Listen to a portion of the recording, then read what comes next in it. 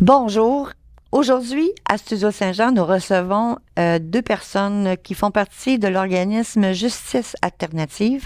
Monsieur Jean Thoin et Madame Sonia Desmarais sont avec nous pour nous parler de leurs activités à l'intérieur de l'organisme. Mon nom est Suzanne Gauvin. Bienvenue à Studio Saint-Jean. Ici Louis Lemieux, votre fier député de Saint-Jean. La chaîne que vous regardez en ce moment, c'est Studio Saint-Jean, la chaîne télé de votre député au service de la communauté. C'est tout simple, c'est pour nous permettre de communiquer plus et de communiquer mieux. Comme ça, en communiquant davantage, on va apprendre à se connaître davantage et surtout à mieux travailler ensemble. Et vous pouvez en faire partie dans la mesure où vous pouvez nous faire des suggestions de sujets ou d'invités et même participer à l'équipe d'animation qui est bénévole en communiquant avec nous. Production à commercial studio-saint-jean.tv.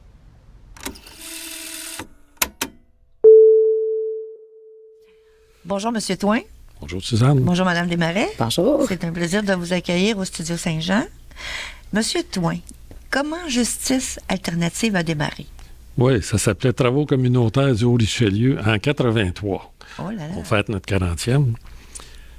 Moi, j'avais entendu parler des travaux communautaires par mon voisin, mon propriétaire, qui était travailleur social en 82. OK. Puis ensuite, il y a eu moi, j'avais travaillé avec des jeunes dans l'enseignement, puis dans un CLSC, là, donc je connaissais un peu la clientèle des 14-18 ans. Puis il y a eu un projet pilote avec Michel Boyer en 82, Canada au travail. C'était des subventions pour des artistes, des projets sociaux. Fait qu'ils ont expérimenté, puis ça fonctionnait. Puis là, Boyer me dit « Jean, t'en occuperais-tu? » Fait que là, en 83, j'ai commencé. Il y avait Jeannette Richer qui était avec moi à temps partiel. On a commencé les travaux communautaires. On a fait ça pendant des années. Et puis, il est arrivé Michel Lemaire en 89, je pense. Et c'était vraiment... on n'allait pas souvent dans les écoles. C'est quand ils nous le demandaient. Le but était... Puis, ce que j'aimais, moi, c'était de travailler avec les parents, les garçons. On a quelques filles. Les garçons, ils savaient qu'il fallait qu'ils fassent le travaux communautaire. Il n'y avait pas le choix. Ils le faisaient. Puis nos bénévoles, partout dans les associations qui les accueillaient, sans les juger. OK. Ça faisait du bien aux jeunes, ça. Qu'est-ce que Justice Alternative apporte à ces jeunes? Quelles sont les interventions que vous faites? Bien, à ce moment-là, on avait commencé un petit peu... On faisait surtout les travaux communautaires, puis on avait commencé un peu la médiation, mais pas beaucoup. C'est par la suite, ça a été développé. Tantôt, Sonia va en parler plus. Mais le but était de faire réfléchir les garçons à ce qu'ils avaient fait. Puis il y a d'autres garçons qui avaient fait des vols, surtout, qui ne s'étaient pas fait prendre. Eux autres aussi, ils réfléchissaient. Okay. Puis moi, pour avoir travaillé avec les ados dans les scouts, là, il y avait ce qu'on appelait la pédagogie de l'école du chantier.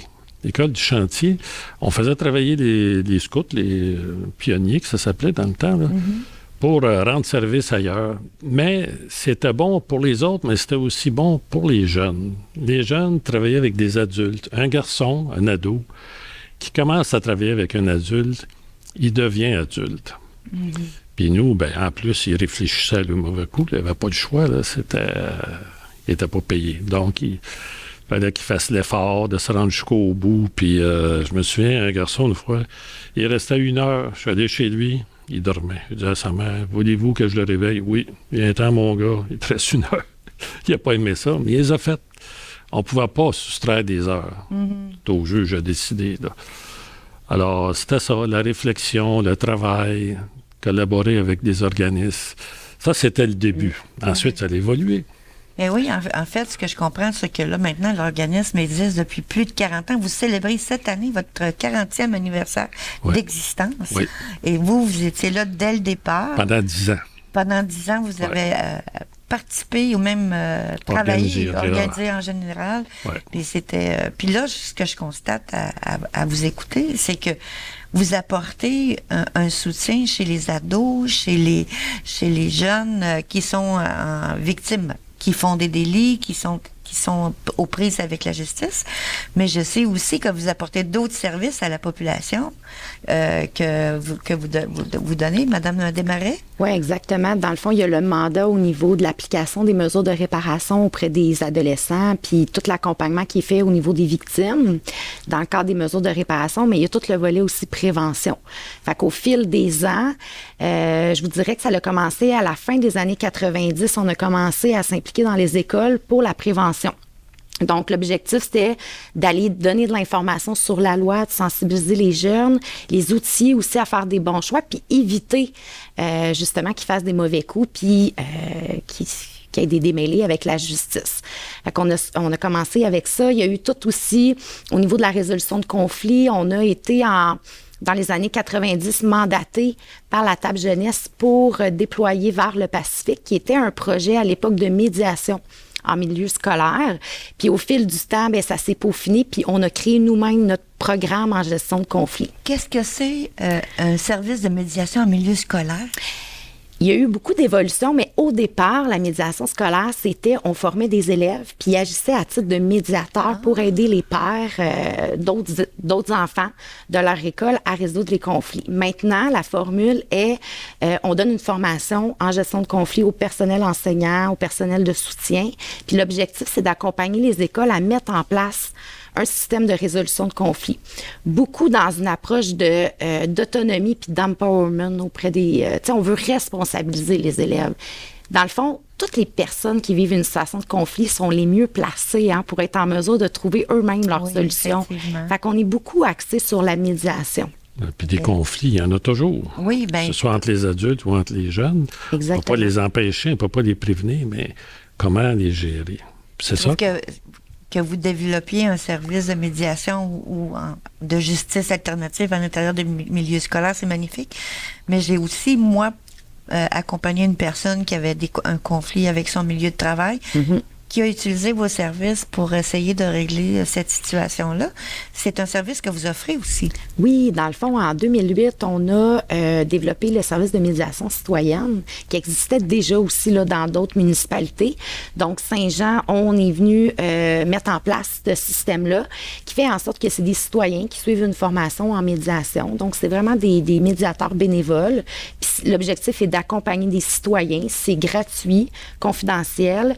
C'est sûr que c'est sur une base volontaire. Donc, ça peut être autant conflit de voisinage, conflit interpersonnel, conflit en milieu de travail, conflits familiaux. La seule chose qu'on ne touche pas, c'est tout ce qui est au niveau de la garde partagée au niveau des enfants puis pension alimentaire. OK, oui, c'est sûr que là, c'est plus c'est vraiment régi, exactement. Plus de façon juridique que justice alternative. Oui. Puis, je trouve ça fantastique parce que vous avez un parcours qui est encore de plus en plus pertinent maintenant. Vous avez commencé depuis 40 ans et ça prouve que ça continue. Il faut toujours rester présent pour aider les jeunes à faire la part des choses et apprendre à faire la part des choses et à prendre leurs responsabilités face aux conséquences, aux gestes qu'ils ont posés. Oui, puis il y a la criminalité évolue aussi chez les jeunes, là, avec les téléphones cellulaires.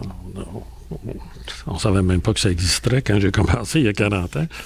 Mais là, ils s'envoient des images qui ne devraient pas s'envoyer. Ils font du harcèlement, comment ça s'appelle, du cyber-intimidation, partage de photos intimes aussi, le sextage. Fait que ça, c'est tous des sujets aussi qui ont évolué, mais qui nous permet justement d'aller présenter ces sujets-là aux élèves pour leur donner la bonne information qu'ils soient en mesure de faire les meilleurs choix. Vous donnez une formation aux professeurs, aux enseignants ou au personnel de l'école, mais est-ce que les étudiants reçoivent aussi directement de vous une formation ou recevoir des informations pour qu'ils puissent eux autres même devenir... Oui, nous, on donne, dans le fond, on visite les élèves de l'école primaire, secondaire sur différents sujets. Donc, on parle de la loi, on parle de l'influence. On a un atelier aussi sur l'utilisation des réseaux sociaux qui est ado-techno, le sextage, la cyber-intimidation. Donc, c'est tous des sujets qui vont être abordés directement avec les élèves. Les écoles font appel à nous, puis on fait les ateliers de prévention là, pendant l'année scolaire. C'est l'école qui vous appelle, qui vous demande de venir de faire soit une formation ou... un atelier de prévention prévention directement aux élèves. OK, c'est pas nécessairement vous qui vous proposez dans les milieux.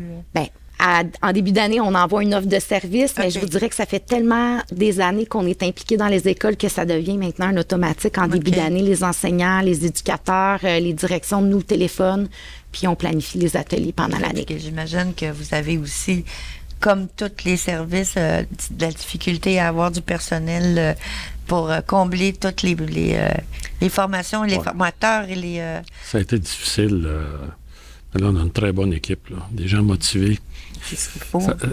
Ils sont aussi motivés qu'on l'était quand j'avais 40 ans de moins. Ah, ben, ça, il faut dire que c'est comme ça. Les flammes ne meurent pas. Elles survivent. Il y a toujours une petite flamme qui se propage d'une personne à une autre. Puis c'est dans le Haut-Richelieu, Justice alternative du Haut-Richelieu. Puis on va aussi à Napierville. On fait quelques municipalités des Jardins de Napierville, donc Saint-Bernard-de-la-Colle, Napierville, Saint-Cyprien-Napierville. Donc, on couvre le district judiciaire d'Iberville. Donc, vous ne couvrez pas nécessairement toute la Montérégie. Vous avez des secteurs dédiés à justice, probablement qu'il y a d'autres justices alternatives qui sont dans d'autres milieux, parce que la Montérégie, c'est une grande région. Bien, la Montérégie est très grande. On est 7 organismes de justice alternative ou Équijustice qui desservent seulement la Montérégie. Donc, effectivement, la Montérégie est un grand territoire. Oui, puis qui fait en sorte que ça demande justement d'avoir un plus grand réseau de contacts. Mais ce que je trouve intéressant, c'est parce que j'ai lu vos affiches, puis je vois que vous pouvez intervenir, pas juste... vous êtes proche déjà, mettons, que dès que la personne commet un délit, elle vous est référée à vous, ou bien c'est par les policiers? Comment ça procède? Exactement. Fait qu'au départ, c'est vraiment, M. Twain l'expliquait, là, vraiment un projet pilote. Puis au fil des ans, dans les années 2000, est arrivé vraiment une entente avec le directeur provincial, la DPJ, dans le fond, qui nous a mandaté les organismes de justice alternative pour être la voie rapide de la réparation.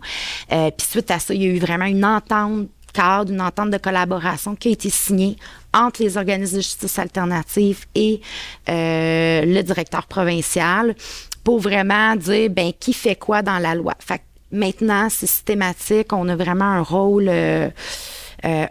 Fait que quand l'adolescent se fait arrêter, bon, il y a différentes mesures là, prévues à la loi, mais habituellement, vers la fin, le dossier nous est envoyé pour que le jeune applique sa mesure de réparation. Je trouve ça beau comme mesure de réparation Ouais. plutôt que condamnation, plutôt que les choses qui culpabilisent plus que de pouvoir... alors, Oui, parce grâce à vous, ils ont une deuxième chance. Ils peuvent réparer. Oui, puis pour la plupart des adolescents qu'on reçoit, puis on a tous été adolescents, c'est souvent erreur de parcours, l'influence, on teste les limites, le développement n'est pas rendu à faire le lien avec les conséquences, fait que la plupart, ça va être vraiment passagère, ils vont commettre une infraction, ils vont faire ce qu'ils ont à faire, on les reverra plus jamais. Fait que c'est pour ça que la loi, elle est différente aussi, c'est d'éviter de stigmatiser ces jeunes-là, puis de dire, ben, tu as commis un délit, donc tu es un délinquant. OK. C'était comme ça anciennement. Ça fait que c'était soit l'école de réforme ou rien. Mais tranquillement, il y a eu des meilleures mesures. Puis le but, c'est toujours de faire réfléchir parce que 85% des ados font des mauvais coups. Oui. Ce qui fait que c'est pas extraordinaire. Puis c'est pas des bandits, c'est des enfants de famille bien correctes. Hein. Ce qui fait que le jeune, ben, il fait sa part pour réparer puis réfléchir. Oui, parce que des fois, c'est ce geste-là qui les amène à prendre position pour devenir ce qu'ils vont devenir, d'apprendre par leur acte. C'est Exactement. une grande leçon, puis ça leur donne une possibilité d'acquérir une maturité aussi, une responsabilité pour avoir... Je suis maman et grand-maman, alors je sais de quoi je parle. Mais ce que je trouve le plus formidable, c'est qu'advenant, par exemple, qu'un jeune nous écoute, qui n'a pas eu la possibilité d'être encadré, parce que des fois, ça arrive qu'il y a des personnes qui glissent à travers les cracks de notre système. Est-ce qu'ils peuvent venir vous s'adresser à vous directement pour avoir de l'aide ou peut-être même une façon de revoir ces choses? Moi, je me souviens pas d'en avoir eu qui étaient venus par eux-mêmes, là. Mais Bien, c'est sûr j'imagine que vous êtes souvent, ouvert. on a des parents. C'est rare que les jeunes vont passer de façon volontaire par nos services parce qu'on n'est pas nécessairement ça fait pas nécessairement partie de notre mission. On a plein de belles ressources qui existent à Saint-Jean. Fait qu'à ce moment-là, on va les référer vers les travailleurs de rue, vers les maisons de jeunes, vers d'autres partenaires. Souvent, ce qu'on va avoir, ça va être des parents qui constatent des comportements à risque chez leurs enfants, qui sont inquiets. Fait que oui, à ce moment-là, on va rencontrer le parent, on va démystifier la loi, on va les rassurer. Des fois, ça se peut même qu'on rencontre le jeune juste pour comme le sensibiliser aux conséquences possibles, de façon comme volontaire. Ça va arriver. Mais rarement qu'un jeune va nous appeler parce qu'il vit une situation difficile. À ce moment-là, on va le référer vers les ressources appropriées. OK. Mais il ne sera pas laissé à lui-même. Ben non, pas du tout. Vous allez l'accueillir. On va l'accueillir, puis on va essayer de le guider vers la meilleure ressource, là, selon la situation qu'il vit. Oui, pour monsieur, madame, tout le monde qui écoute, des fois, il faut préciser les choses pour être sûr de dire, OK, si je vais là, j'aurais pas une porte fermée. Là, non, vous n'avez pas l'air de ça. De toute façon, vous allez être très accueillant. Puis il y a des travailleurs sociaux dans les écoles. Oui, c'est vrai. Alors, des fois, ceux qui sont plus à l'école. Ouais. Ceux qui sont pas à l'école, oui. Il y en a que les réseaux sociaux sont comme pour Studio Saint-Jean une méthode de diffusion d'informations, puis de leur permettre aussi, puis ils vont visionner, puis ils vont dire, bon, c'est quoi? Mais peut-être que comme ça peut arriver que quelqu'un vous frappe à votre porte parce qu'il manque de ressources. Puis, il ne connaît pas les ressources, ou peu importe. Il faut laisser à eux-mêmes. On fête notre 40e anniversaire. Ça veut dire qu'on a l'expérience. Oui, vous avez l'expérience, puis vous vous êtes adapté au fil du temps à toutes les conditions, que ce soit de façon informatique, que ce soit au niveau de sa situation sociale. Oui. Ça vous a permis de créer, je veux dire, un organisme qui est adapté au gré du temps actuel. Oui, puis la nouvelle criminalité fait aussi mal aux victimes, c'est pas plus. La cybercriminalité, là, pour les ados, là, ils trouvent ça très difficile. Oui, mais je comprends. C'est ce qui fait que plus on peut prévenir, moins il va y avoir de jeunes adultes ou d'adultes qui vont souffrir de ça par la suite. Parce que c'est des blessures qui sont à l'intérieur. Hein. C'est les plus profondes que celles que tu as reçues en plein visage. Oui, puis des fois, les jeunes sont pas très méfiants, pas assez méfiants. C'est ça, sont, comme on dit, très, très naïfs. Puis c'est dans leur normalité d'être naïf à l'âge de l'enfance. C'est encore beau qu'un enfant soit encore naïf, sauf qu'il y a des pièges dans lesquels ils peuvent facilement tomber. Et vous êtes là pour les aider à en sortir s'ils sont captés par ces pièges. Ben, je vous remercie beaucoup. Ça a été une entrevue extrêmement enrichissante et j'ai appris beaucoup de choses de vos services, mais en même temps, j'espère que nos citoyens vont apprécier vos 40 ans d'années d'expérience dans le milieu de la justice alternative chez les jeunes et aussi chez les citoyens. Eh bien, M. Thouin, Mme Desmarais, je vous remercie beaucoup de votre présence et puis au plaisir de se rencontrer à nouveau. Merci et au revoir. Eh bien, voilà, une belle entrevue avec Mme Desmarais et M. Jean Thouin pour Justice alternative. Je vous invite à écouter et à partager en grand nombre. C'est notre grande joie à nous de voir combien les gens puissent le voir le plus grand nombre possible. Alors, mon nom est Suzanne Gauvin de Studio Saint-Jean.